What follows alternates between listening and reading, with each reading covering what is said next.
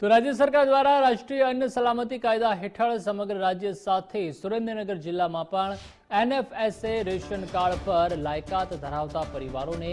માસિક સરકારી અનાજનો જથ્થો પૂરો પાડવામાં આવે છે, પરંતુ અમુક રેશન કાર્ડ ધારકો આર્થિક રીતે સક્ષમ હોવા છતાં ઓછી આવક દર્શાવી રેશન કાર્ડ પર સરકારી અનાજનો જથ્થો મેળવતા હોવાની ફરિયાદો ઉઠી છે,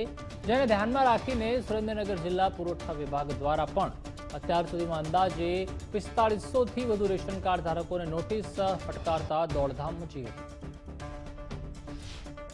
રેશન કાર્ડ ધારકોને જણાવવા માંગુ છું કે સરકારશ્રીના વિવિધ વિભાગો તથા પોર્ટલ પરથી ઉપલબ્ધ થયેલ ડેટાના આધારે હાલ અત્રેના જિલ્લામાં રાષ્ટ્રીય અન્ન સલામતી કાયદા હેઠળ લાભ મેળવતા લાભાર્થીઓ છે એમનું એનએફએસએની સ્થાયી સૂચનાઓ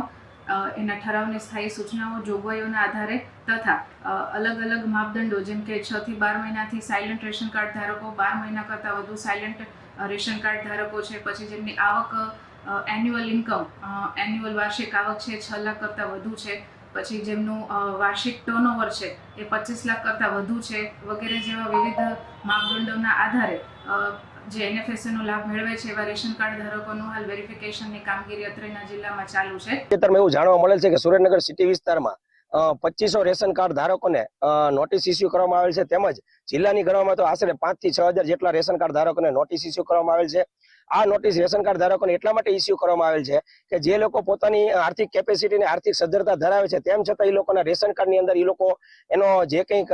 સરકાર માન્ય જે કંઈ લાભ મળે છે એ રાહત અને લાભ મેળવે છે એ અનુસંધાને નોટિસ પાઠવવામાં આવેલ છે। આ નોટિસ અનુસંધાને સરકાર દ્વારા જે નોટિસ પાઠવવામાં આવેલ છે તેમાં કાયદાકીય જે કંઈ જોગવાઈઓ હશે, જે કંઈ પુરવઠા અધિનિયમ જે કંઈ કાયદેસર કાર્યવાહી થશે જે તે અધિકારીઓ દ્વારા, તેમાં કાયદેસર રીતે શિક્ષાત્મક પગલાં પણ લેવામાં આવશે। સ્વતંત્ર જાણવા મળેલ કે 6 લાખ લોકોની જે 6 લાખ રૂપિયા આવક ધરાવતા વ્યક્તિઓ હોય કે જે ઇન્કમ ટેક્સ ભરે છે અને એ લોકો પણ આ રેશન કાર્ડ દ્વારા જે ગરીબોને જે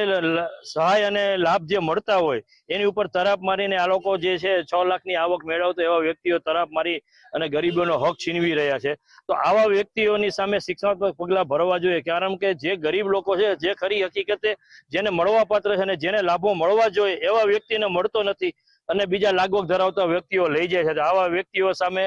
શિક્ષાત્મક પગલાં લેવામાં આવે।